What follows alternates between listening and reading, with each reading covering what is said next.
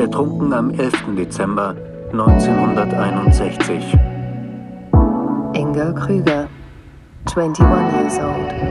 Drowned on the 11th of December 1961. Georg Feldhahn, 20 Jahre.